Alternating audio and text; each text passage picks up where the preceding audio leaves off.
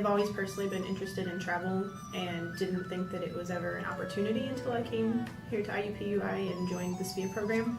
And then they just made it extremely accessible. It was only a 3-week program, so it didn't take up an entire semester, and I didn't have to worry about not being able to have credits transferred because they made it easy enough that it went right into my program.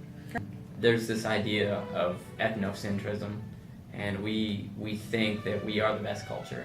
But when you go and you experience other cultures, you go to Europe, you go to Asia, it doesn't matter where you go, just as long as you go somewhere. It opens your eyes. This trip actually kind of happened pretty quickly. It wasn't something, like I said, I thought I could even do. And so within a matter of weeks, I was going to China. And so I didn't have a lot of time to prepare. Fortunately, there were friends going along with me, and we had time to collaborate, plans ahead of time and figure out what exactly we wanted to do while we were there. I think also don't let fear, as a student, stand in the way of going. One of my biggest things was I was just so afraid. I had never been somewhere that wasn't with my family members, or, I had never even been far away with just my fellow students.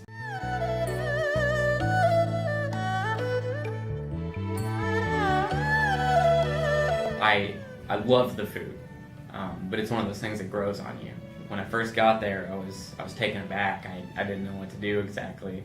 I didn't even know how to eat certain foods. I was sitting there watching other people to try and see how they did it, so I didn't look stupid in front of everyone.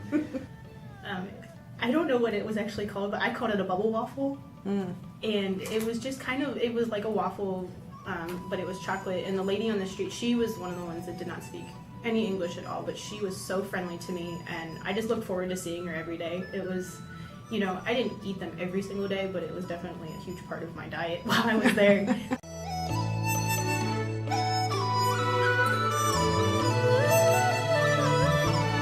I had multiple favorite activities actually, but by far the Great Wall was phenomenal. I guess that was one of the misconceptions. I just did not expect it to be as big as it was. You hear just how big it is, and you really can't even put it into perspective until you're actually on it and there. And I don't know, it might just be me, but I had always anticipated it to be rather just long and flat. We had to climb to the very top of this one point to, truly experience it, and I should have started a training program. It was ridiculous, but it was awesome. It was totally worth it when we got to the top, and just beautiful, absolutely beautiful. The Olympic area on the northern side of Beijing is absolutely gorgeous. And they've kept it up since, the 2008 Olympics. So going up there and seeing that, it was beautiful. Also, the Great Wall, which is on the northern side as well, that was gorgeous.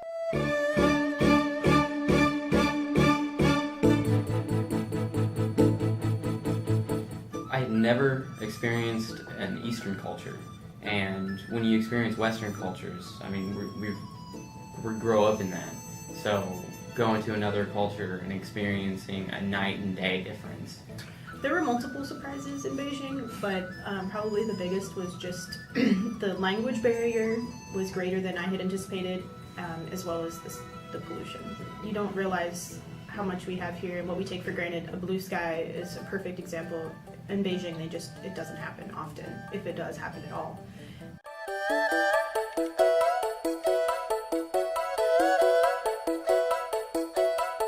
I would absolutely recommend studying abroad. It has just completely changed my perspective of the world. And you don't truly, it's one thing to read about it, or see it on the news, or just see pictures or videos. It's completely different when you're engulfed in it, and you have every single sense available to you to take in and experience. It's completely different. When you are a police officer and you have to deal with and help people from that background, that culture, it'll help you understand how to interact with them, because interacting with an American is different than interacting with someone from a Chinese background. And I think that it'll help me because it'll allow me to show them that respect towards their culture. I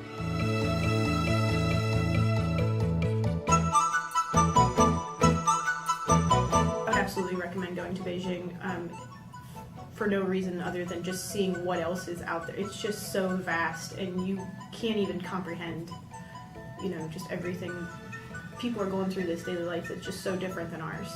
And I feel like it was truly an experience that you couldn't have gotten in Europe or somewhere where people just are so similar to you. You know, you get stared at like you're a celebrity in Beijing. People aren't used to it, and it just makes you really aware of your surroundings and who you are as a person. I would love to go back to China. I feel like I've seen everything that Beijing probably has to offer. But I do want to go back to China because according to all of the other students, the Chinese students that we were with, Beijing is completely different than the rest of China. I want to go and see other parts of China. I feel like Beijing was definitely, you know, a really important aspect to understanding everything that happens in China, but it's not all of China. There were some very challenging parts to Beijing, but I think it was definitely an amazing experience, and I would definitely recommend it.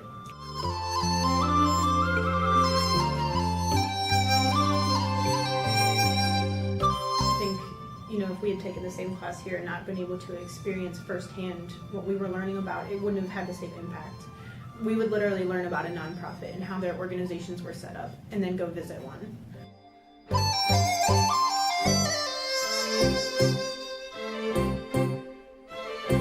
When you go out and you interact with the actual citizenry of Beijing, and this goes for any culture, if you learn the basic of basic words, like please and thank you, most cultures see that you're trying to use their language and they appreciate that you're trying to use their language.